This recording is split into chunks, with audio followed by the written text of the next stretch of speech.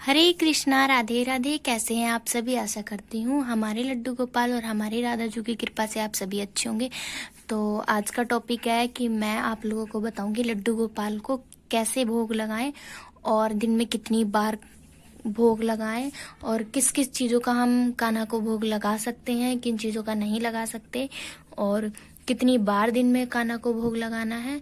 तो चलो आज की वीडियो में हम स्टार्ट करते हैं।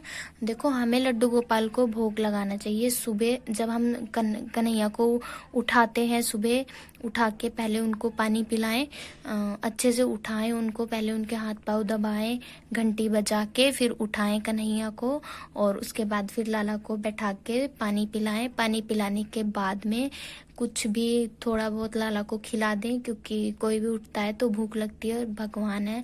तो पहले तो लाला को उठा लें, उठाने के बाद फिर हम पानी पिलाएंगे, पानी पिला के फिर कुछ भी थोड़ा बहुत लाला को खिलाएंगे।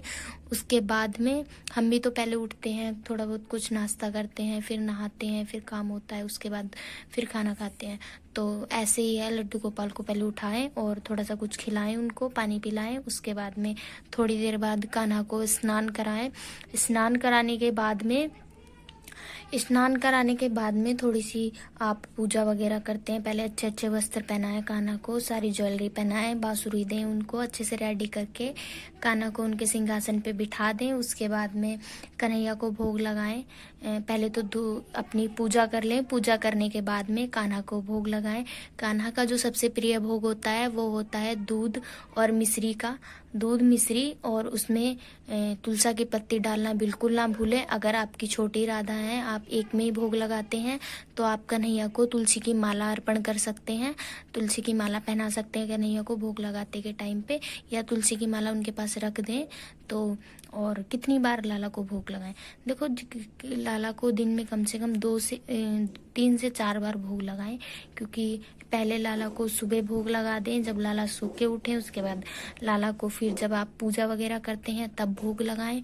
उसके बाद फिर लाला को आप दोपहर में कुछ भोग लगाएं। उसके बाद शाम को थोड़ा सा लाला को रेस्ट करा दें। रेस्ट कराने के बाद फिर कन्हैया जब थोड़ा सा उठें तब उनको कुछ खिलाएं। और हम क्या क्या भोग लगा सकते हैं? देखो, दूध और माखन और मिश्री और दूध का, दही का और लस्सी का, जूस वगैरह कुछ भी लाला को भोग लगा सकते हैं। आप लाला को खाने का भी भोग लगा सकते हैं, बट वो खाना बिना लहसुन प्याज का होना चाहिए, क्योंकि हमारे कृष्ण मुरारी लहसुन प्याज का खाना नहीं खाते। तो आप अगर लाला के लिए खाना बनाते हैं तो शुद्ध खाना होना चाहिए, बिना लहसुन प्याज का, साफ सुथरा होना चाहिए। तो आप लाला को खाने का भी भोग लगा सकते हैं। बाहर से कोशिश करें कम से कम चीज़ें लाला को खिलाएं। घर पे आप कुछ भी मिठाई बना के खिला सकते हैं कन्हैया को भोग में, या कुछ भी आप जूस वगैरह घर पे बना लें। गर्मियों के टाइम में, सर्दियों के टाइम में कुछ लाला के लिए मिठाई बना लें। तो कम से कम लड्डू गोपाल को दिन में भोग लगाना चाहिए 3 से 4 बार, क्योंकि हम भी 3 से 4 बार कुछ ना कुछ, मतलब हमें भी भूख लगती है तो हम कई बार खाते हैं। और फिर हमारे कन्हैया तो बच्चे हैं अभी, इनको तो काफ़ी बार भूख लगती है। तो ज़्यादा से ज़्यादा ध्यान रखें लड्डू गोपाल को आप भोग में बिना बस ये याद रखें कि लहसुन प्याज की कोई चीज़ नहीं होनी चाहिए। और कोशिश करें कि अपने लड्डू गोपाल को कम से कम बाहर की चीज़ें खिलाएं। आप खिलाएं, जूस वगैरह पिलाएं कन्हैया को। फ्रूट में कुछ भी रख सकते हो आप, एनी वेजिटेबल, फ्रूट जितने भी हैं सारे फ्रूट रख सकते हो कन्हैया को। और दूध, दही, माखन का भोग तो कान्हा का सबसे प्रिय है। बाकी आपकी श्रद्धा के अनुसार अगर आप खाने का भोग लगाएं तो कन्हैया को साफ सुथरा बिना लहसुन प्याज का भोग होना चाहिए। तो हम और लाला को भोग लगाते टाइम घंटी जरूर बजाएं और आरती वो वाली लाला की जरूर गाएं। आओ भोग लगाओ मेरे मोहन, ये वाली आरती गा के और लाला को भोग लगा दें।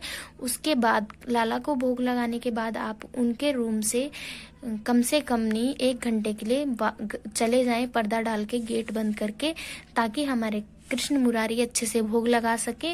और 1 घंटे तक रूम में ना आए ताकि लाला अच्छे से भोग लगा ले। उसके बाद रूम में आए आप लोग।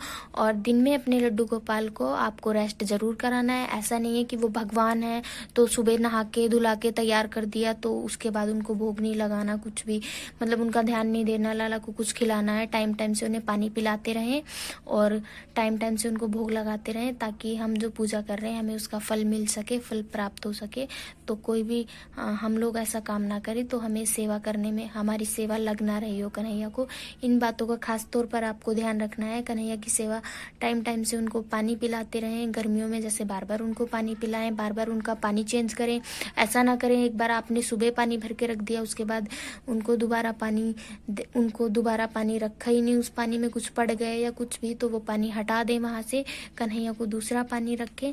और ऐसा नहीं है कि दिन में लाला को एक बार तैयार करके बैठा दिया उनके सिंहासन पे तो दोबारा लाला को ऐसा नहीं करना है। लाला को दिन में कम से कम 2 से 3 घंटे तक रेस्ट भी कराना है, सुलाना है। कईयों के घर में तो भगवान सोते ही नहीं है, बैठे रहते हैं, बट ऐसा नहीं करना है। कन्हैया को दिन में भी थोड़ी देर रेस्ट कराना है। और बाहर कम से कम लाला को घुमाने ले जाएं, क्योंकि हम लोग बाहर जाते हैं, हम लोगों को बाहर ज़्यादा नहीं कन्हैया को घुमाना चाहिए। ज़्यादातर हमें अपने कान्हा को घर में ही रखना चाहिए। तो और बाकी मैंने आप लोगों को बता ही दिया है कि कन्हैया को भोग कैसे लगाएं और किन किन चीज़ों का भोग लगाएं। और बाहर का हो सके तो बहुत कम खिलाएं, क्योंकि मैं अपने कन्हैया को बाहर का कुछ भी नहीं खिलाती। जो भी मुझे मन करता है वो मैं घर में खुद बनाती हूँ और तब खिलाती हूँ अपने कन्हैया को। तो आशा करती हूँ आपको मेरी वीडियो पसंद आई होगी, आपको इस वीडियो से कुछ अच्छा सीखने को मिला होगा। तो अगर आपको वीडियो पसंद आई हो तो लाइक करें, चैनल सब्सक्राइब करें। बाय बाय, राधे राधे, हरे कृष्णा।